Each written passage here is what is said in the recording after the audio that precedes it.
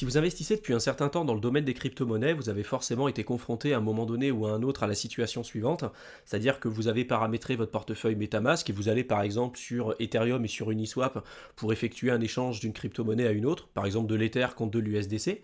Donc vous choisissez vos montants en Ether, vous choisissez vos montants en USDC, vous effectuez un swap et vous ne changez pas les paramètres par défaut de MetaMask. Et en général, c'est quand même plutôt bien fait pour que votre transaction soit validée le plus rapidement possible et quand même pour vous permettre d'économiser une certaine partie des frais, mais il peut arriver quelquefois que à partir du moment où vous allez valider votre transaction, que quelqu'un décide de payer beaucoup plus cher des frais de gaz pour que sa transaction soit validée le plus rapidement possible, et notamment peut-être certains contrats qui peuvent être beaucoup plus onéreux, comme ceux liés au NFT, etc., etc. Ce qui fait que pile au moment où vous allez valider votre transaction, on a une augmentation significative des frais, et puis à un moment donné, vous, votre transaction, vous attendez 5 minutes, 10 minutes, un quart d'heure, une demi-heure, la transaction est toujours pas validée, même quelquefois plusieurs heures, voire plusieurs jours, et la transaction, elle est toujours en attente et elle est bloquée.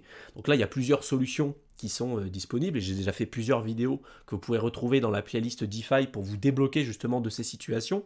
Mais a priori, si vous êtes déjà tombé dans ce genre de problématique-là, a priori, vos transactions sont tombées dans ce qu'on appelle le mempool, et ça sera justement l'objectif de cette vidéo. C'est un terme qu'on retrouve souvent dans la crypto-monnaie, qu'on peut voir de partout, mais qui est pour autant très peu connu et très peu conscientisé par la majorité des personnes qui investissent dans le secteur crypto. D'où l'intérêt de cette vidéo.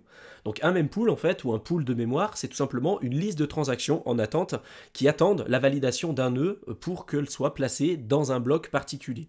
Dans le cas d'Ethereum, par exemple, il faut savoir qu'il existe 3 catégories de transactions, et toutes les transactions ne vont pas demander la même puissance de calcul et le même niveau de frais de gaz à payer de la part des utilisateurs.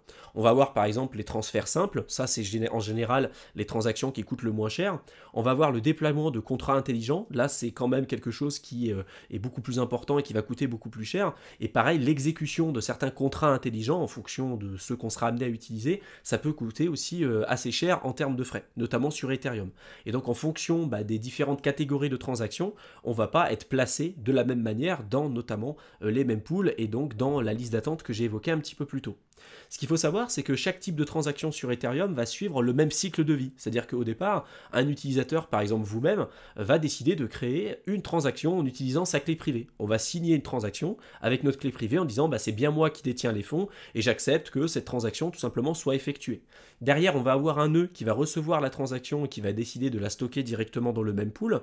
Et ensuite, dans le mempool, le nœud va effectuer des tests de validation de la transaction pour être sûr que ce soit la bonne personne, qu'on ait bien les prérequis nécessaires pour que la transaction soit validée. Il y a tout un tas de tests pour être sûr qu'au niveau sécurité et qu'au niveau du protocole, tout fonctionne bien.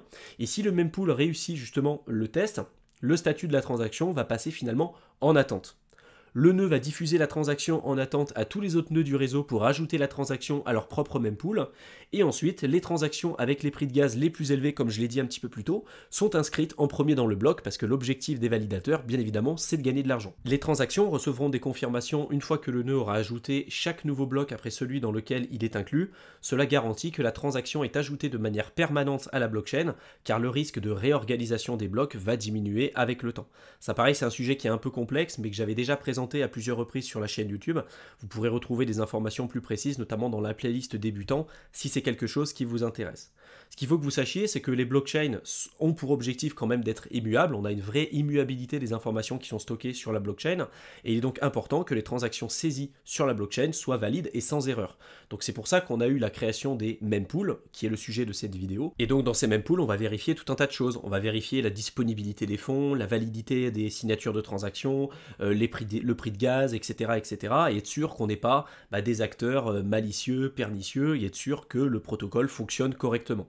Donc il y a plusieurs sites qui existent pour pouvoir suivre les mempools. Alors je vais vous en présenter quelques-uns, notamment sur Bitcoin et Ethereum, mais il y a également tout un tas d'autres sites qui vous permettent de suivre justement ces listes d'attente et ces mempools sur d'autres écosystèmes. Mais dans cette vidéo, je vais vous en montrer quelques-uns, principalement sur Bitcoin et Ethereum, qui sont les deux principaux protocoles, les deux plus gros, les plus utilisés, les plus médiatisés dans le domaine des crypto-monnaies. Donc là, sur ce premier site qui s'appelle bit.monospace.live, je vous mettrai tous les liens de toute façon dans la barre d'infos, vous pourrez voir du coup la constitution du dernier bloc blocs sur Bitcoin. Donc par exemple, si je clique là-dessus, on va voir que c'est une transaction où il y a eu 11,99 Bitcoin pour 383 000 $ qui ont été effectués, avec des frais qui ont été payés de 5 976 Satoshi. Vous avez la taille en fait du bloc, etc., etc. Et si vous cliquez dessus, vous pourrez avoir toutes les informations liées justement à cette transaction en particulier, de quelle wallet ça a été envoyé, à quelle autre wallet, les frais, etc., etc. Donc vous pouvez y jeter un coup d'œil. En fait, derrière,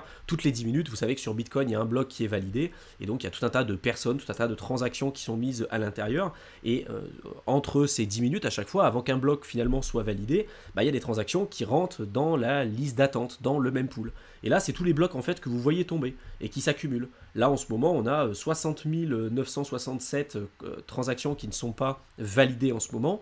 Et à partir du moment où le dernier bloc sera validé, là, il y aura un tri qui sera effectué. On va prendre en priorité les blocs qui auront payé le plus de frais. Ils se mettront directement dans le bloc et ensuite, on pourra l'inscrire directement au niveau de la blockchain. Donc, si vous faites des petites transactions avec des tout petits frais des petits frais de gaz que vous allez payer, à partir du moment où il y a beaucoup de personnes qui veulent faire des transactions directement ou qui sont prêts à payer beaucoup plus cher que vous, peut-être que vous allez devoir attendre beaucoup plus longtemps que prévu pour que votre transaction soit tout simplement validée. Et ce qui est intéressant avec ce site, c'est que vous pouvez voir en fait à l'instant T ce qui se passe vraiment au niveau de la blockchain. Là, vous voyez tous les blocs du coup qui tombent, c'est des transactions qui sont dans le même pool, qui restent sur la liste d'attente. Et dès que le dernier bloc sera validé et que les validateurs auront fait correctement leur travail, et tout ça sera remonté dans le bloc suivant. Là, vous voyez, on est en train de le voir. Là, le travail est en train d'être effectué. Hop, là, vous voyez, on a la réorganisation des blocs avec la sélection des transactions les plus intéressantes pour les validateurs. Et là, voilà, on a le bloc du coup qui a été constitué et toutes les autres transactions qui commencent à se rajouter de nouveau sur la même pool. Vous avez un autre site qui le présente de manière assez différente, vous pourrez y jeter un coup d'œil et vous pouvez voir là par exemple qu'en ce moment on a 75 599 transactions qui sont non confirmées. Vous avez les fluctuations comme ça, les transactions non confirmées au fur et à mesure du temps. Forcément, quand il y a beaucoup plus de demandes, il y a beaucoup plus de transactions dans le même pool parce que souvent les frais ils augmentent et les gens ils sont peut-être prêts à attendre plus longtemps pour que leur transaction soit validée. Et là vous pouvez avoir en fait une surveillance globale de ce qui se passe au niveau des mêmes pools, principalement sur Bitcoin. Et vous avez exactement la même chose sur l'Ether avec toutes les dernières transactions là qui sont ajoutées directement sur le même pool, plutôt sur la blockchain Ethereum. J'espère en tout cas que cette vidéo vous aura plu, qu'elle vous aura intéressé, qu'elle vous aura été utile. Pour tous ceux qui veulent profiter de ces périodes-là pour pouvoir vous former, sachez qu'on vous a préparé avec Mickaël un programme de formation de plusieurs heures que vous pouvez rejoindre simplement en cliquant dans le lien qu'on vous aura mis dans la description de la vidéo. Donc vous avez simplement à cliquer sur le lien que je vous aurai mis juste en dessous. Vous allez être redirigé sur une page. Là, il va falloir que vous rentriez votre adresse mail et puis finalement un mot de passe pour pouvoir vous connecter directement à votre espace membre.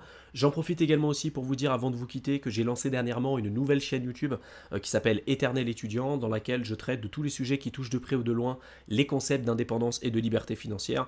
Donc si c'est des sujets qui vous intéressent, n'hésitez pas à vous abonner à ma seconde chaîne. Vous avez tous les liens dans la barre d'infos. Je vous souhaite une excellente fin de soirée et je vous retrouve dans une prochaine vidéo. À bientôt.